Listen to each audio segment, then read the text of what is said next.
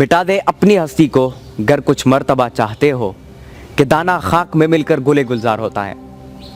मैं आज अपनी कौम की जो न्यू जनरेशन है, जो मेरी लेवल के, मेरी उम्र के बच्चे हैं, उन सब से मैं मुखातिब हूँ। देखें, अल्लामा इकबाल रहमतुल्लाह अलैह सिर्फ एक शायर नहीं थे, बल्कि जब आप किसी साहिब इल्म और साहिब निगाह शख्सियत से पूछते हैं अल्लामा इकबाल रहमतुल्लाह अलैह के हवाले से,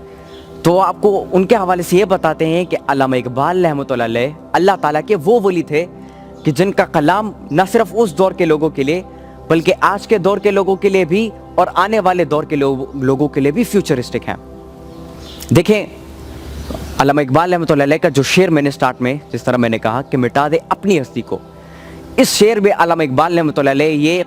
बात करना चाहते हैं, नौजवान से मुखातिब होकर कहना चाहते हैं कि हमने अपनी ज़ात को, जो मैं है ना, मैं उसको हमने ख़त्म करना है। मतलब जब हम अपने पर्सनल इंटरेस्ट और पर्सनल कॉज के ऊपर बात करते हैं, उसके लिए काम करते हैं, उसको हमने बीच में से हटा देना है। और अल्लामा इकबाल रहमतुल्लाह अलैह यहाँ पर ये फरमाते हैं कि हमने अपने मकसद के ऊपर इतना फोकस करना है, इतना जो है हमने अपने मकसद को डिवोट करना है, इतना हमने अपने मकसद के लिए काम करना है, इतनी मेहनत करनी है कि हम बीच में से अपने आप को ही भूल जाएं, हम अपनी ज़ात को ही बीच में से भूल जाए कि मैं हमाद साफ़ी भी कोई है। हम इतनी मेहनत करें अपने मकसद के लिए।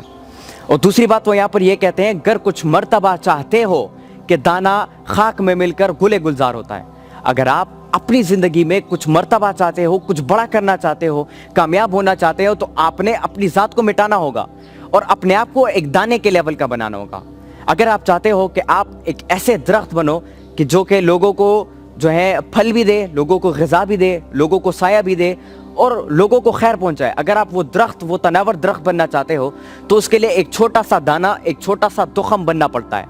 और फिर वो छोटा सा तुखम बन के अपने आप को ज़मीन के अंदर गाड़ना पड़ता है, जिसके बाद आपकी जड़ें जो हैं वो फैलती हैं और आप वो तनावर दरख्त बन जाते हो। वो मर्तबा, वो मकाम आपको मिल जाता है कि जिसके लिए आप ये मेहनत कर रहे थे।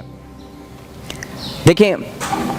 हमारी कौम की बदकिस्मती ये है कि मैं अक्सर अपने फेसबुक के पेज पे, अपने ट्विटर के अकाउंट पे मैं मैसेजेस और मैं कमेंट्स और ईमेल्स चेक करता रहता हूँ। इसमें ज़्यादातर लोग जो है गिले शिकवे करते हैं।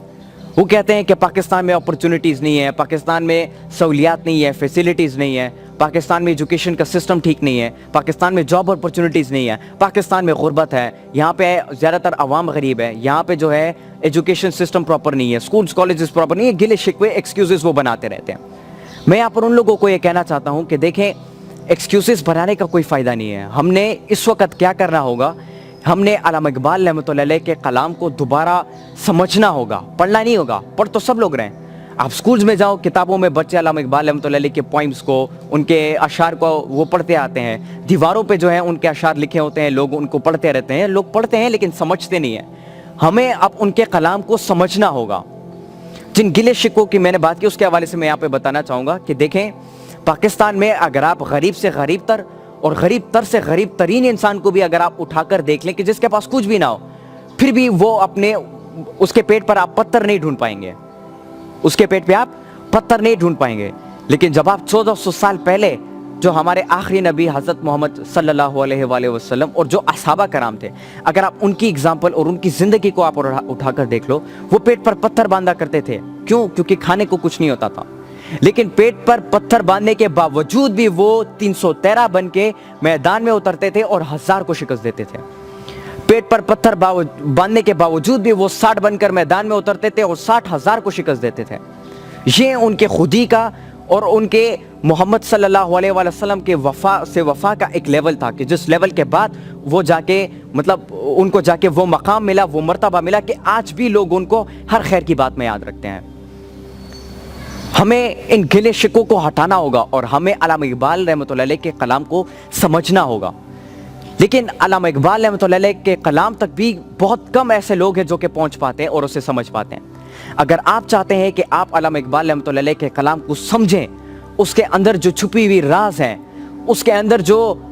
छुपी हुई रूह है, अगर आप उसको, जो उसके छुपे हुए जौहर को ढूंढना चाहते हो, उसके छुपे हुए राजों को ढूंढना चाहते हो, اس کے لیے آپ نے خودی کے لیول کو اور محمد صلی اللہ علیہ وآلہ وسلم سے وفا کے لیول کو ایسے معیار ایسے مقام تک پہنچانا ہوگا کہ جس کے بعد خدا بندی سے خود پوچھے بتا تیری رضا کیا ہے،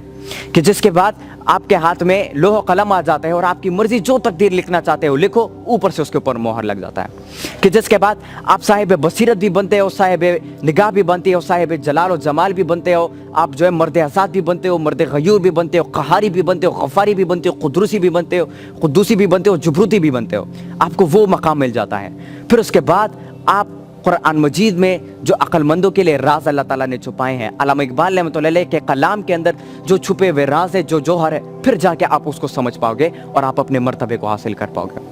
تو ہماری بدقسمتی یہ ہے کہ ہم گلے شکوے کرتے رہتے ہیں، ہم حکومت پہ الزام ڈالتے ہیں کہ حکومت ہمارے لیے کچھ نہیں کرے، چونکہ غلط ہے۔ ہمیں چاہیے کہ ہم اپنے آپ کی تربیت کے اوپر کام کریں۔ جو میری عمر کے بچے ہیں، ابھی ہمیں ان کی تربیت کے اوپر کام کرنا ہوگا، ابھی ہمیں ان کی سوچ کے اوپر کام کرنا ہوگا۔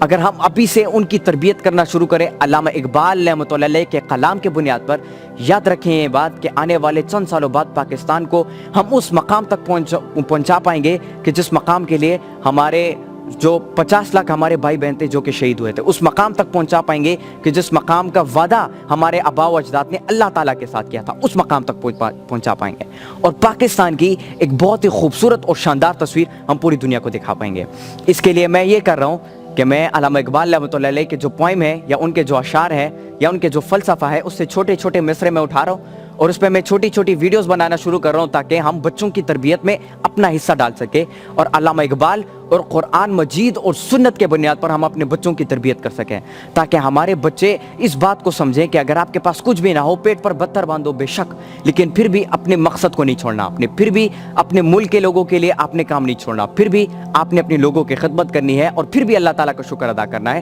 چاہے آپ جس حالت میں بھی کیوں نہ ہو۔ ہماری سب سے بڑی بدقسمت یہ ہے، یہ لاسٹ بات میں کرنا چاہوں گا، کہ اللہ تعالیٰ نے ہمیں اتنی نعمتوں سے نوازا ہے کہ اس نعمتوں کے اوپر ہم ناشکرے ہو گئے۔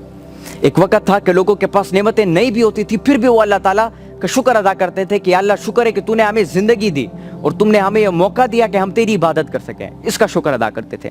لیکن آج اتنی ساری فیسیلیٹیز، اتنی ساری نعمتوں کے بعد بھی ہم اللہ تعالیٰ کا شکر نہیں ادا کرتے، اور ہم جو ہے اپنے آپ کو اس معیار، اس مقام تک نہیں پہنچا پاتے کہ جس مقام تک پہنچنے کے لیے ہمارے بڑوں نے جو ہے اللہ تعالیٰ کے ساتھ وعدہ کیا تھا۔ انشاءاللہ میں امید رکھتا ہوں کہ ہم پاکستان کے لیے انشاءاللہ کام کریں گے، اور جو نیکسٹ جنریشن ہے انشاءاللہ ان کی تربیت ہم کریں گے۔ بہت بہت شکریہ۔